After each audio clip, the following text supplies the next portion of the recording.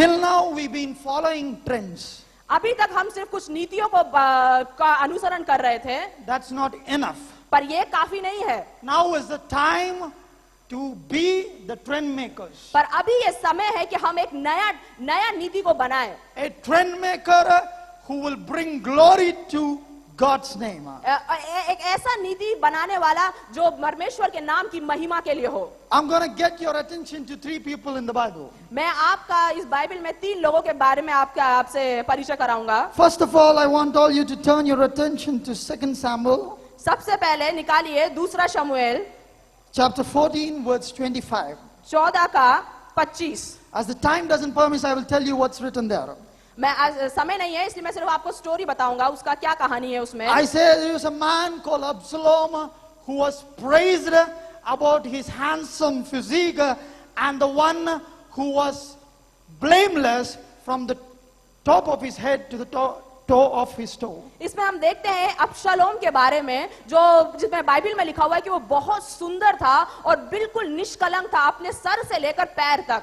My dear children of God, मेरे प्रिय भाई बहनों, when the Lord created us, जब परमेश्वर ने हमें बनाया, the word of the Lord, the Holy Scripture says that He created us in His own image. परमेश्वर कहता है, वचन में कहा जाता है कि उसने हमें अपने स्वरूप में बनाया है। Nothing is default in us or nothing is that inside us which is unworthy. ऐसा कुछ भी नहीं है हमारे जीवन में जो अयोग्य है। But only few know that we are worthy people.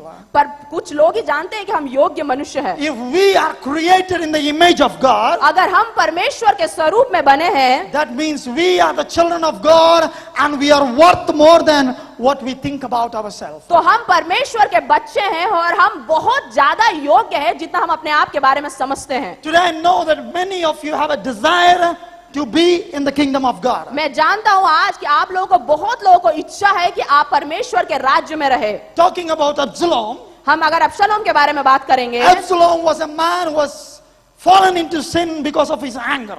वो ऐसा एक आदमी है जो पाप में पड़ा क्योंकि उसे बहुत ज्यादा क्रोध था।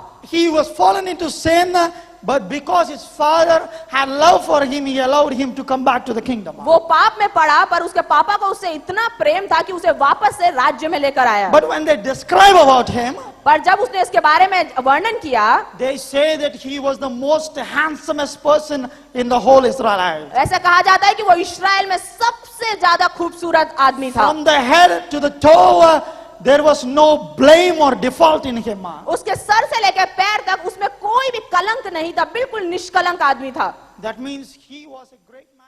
ज्यादा अनुयायी थे। Sitting down here, many youngsters are there. जहाँ बहुत से जवान लोग बैठे हैं। Our desire is to be famous between our friends and our people. हमारी इच्छा है कि हम अपने लोगों के सामने और ज्यादा महिमा पाए। But the problem is, पर समस्या ये है, do you know where this fame leads you? पर आप जानते हैं कि ये जो आपका जो यश है वो आपको कहाँ लेके जाएगा? If the fame is for your name, it will lead you to destruction. अगर ये यश आपके नाम के लिए है तो वो आपको परेशानी में लेके जाएगा। But if your fame, you are desiring for the name of the Lord, पर अगर आपका यश परमेश्वर की महिमा के लिए है, God will make you a man who will set a trend for the children of God to see and say we should live like him. आप परमेश्वर आपको एक ऐसा इंसान बनाएगा जो एक नीति को बनाएगा जो लोग बोलेंगे कि मुझे उसको उसके पीछे जाना है।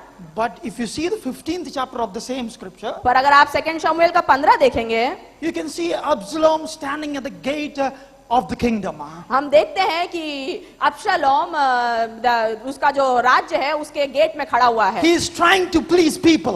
वो चाह रहा था कि लोगों को वो खुश करे। He was telling, oh brother, oh sister, your problem is that if I was the judge, I could have helped you. वो कहेगा, हे भाई और हे बहन, तुम्हारी ये समस्या है, अगर मैं यहाँ का राजा होता तो मैं तुम्हारी समस्या जरूर दूर करता। I could given a solution for you. मैं आपको जरूर इसका एक समाधान देता। But I tell you, पर मैं आपसे ये कहना चाहता हूँ, Absalom was a good man. अबशालोम एक अच्छा आदमी था। His desire was good. उसकी इच्छाएं भी अच्छी थी। One or the other way, he wanted to be the part of the kingdom. एक और दूसरे स्थान में, एक और दूसरे बात में वो उस राज्य का एक अंग बनना चाहता था। He wanted to be the part of the kingdom was good. वो एक राज्य का अंग बनना चाहता था, वो अच्छा है। But the problem was, पर समस्या क्या the थी? way he chose was not right. पर जो रास्ता उसने अपनाया था वो सही नहीं Today, था। many youngsters are sitting down here. जो बहुत यहाँ आज बहुत से जवान ऐसे बैठे हैं, You want to be the part of the kingdom, आप चाहते हैं कि आप राज्य का एक अंग बने, but you are pleasing people. पर आप लोगों को खुश कर रहे हैं। Absalom had the same problem. अबशालोम का भी यही समस्या था। If he would have pleased his father, he could be appointed as the part of the kingdom. अगर वो अपने पापा को खुश करता, अपने पिताजी को खुश करता, तो शायद वो राजा बन सकता था। Today I want to tell you, my dear brothers and sisters, मैं आज आपसे कहना चाहता हूँ प्रिय भाइयों और बहनों, the kingdom of God is here, right here. परमेश्वर का राज आज यहीं पर ही है। Your desire is good to be the part of the kingdom. आपकी इच्छा अच्छी है कि आप परमेश्वर के राज्य का एक अंग बनना चाहते हैं, But the problem is, पर समस्या ये है, only God can make you the part of the kingdom. पर सिर्फ परमेश्वर ही आपको इस राज्य का एक अंग बना सकता है। Absalom thought, making people happy, I will be the part of the kingdom. वो ऐसा सोचा कि अगर मैं परमेश्वर के बाकी लोगों को खुश करूंगा तो शायद मैं इस राज्य का अंग बन सकता हूँ। You know what he did? क्या आपको जानते हैं कि उसने क्या He किया है? brought sadness into the heart of his father. वो अपने पिता के जो उसके हृदय में उसने दुख को पैदा किया है। He made his father to run away because of the shame he had for him. उसके पिताजी उसकी वजह से इस राज्य को छोड़कर भाग गए। When God sees you today, अगर परमेश्वर जो आपको देखता है, He loves the desire you have today. वो बहुत प्रेम करता है कि आपको ये इच्छा है परमेश्वर के राज्य He में रहने says, की। oh, I love my son because he want to be the part of the kingdom. ओ मैं अपने पुत्र से इतना प्रेम करता हूँ क्योंकि वो इस राज्य का एक अंग रहना चाहता है। But the problem is, पर समस्या क्या है? whom are you pleasing today? पर आज आप किसको खुश कर रहे हैं? Are you pleasing the people of the world?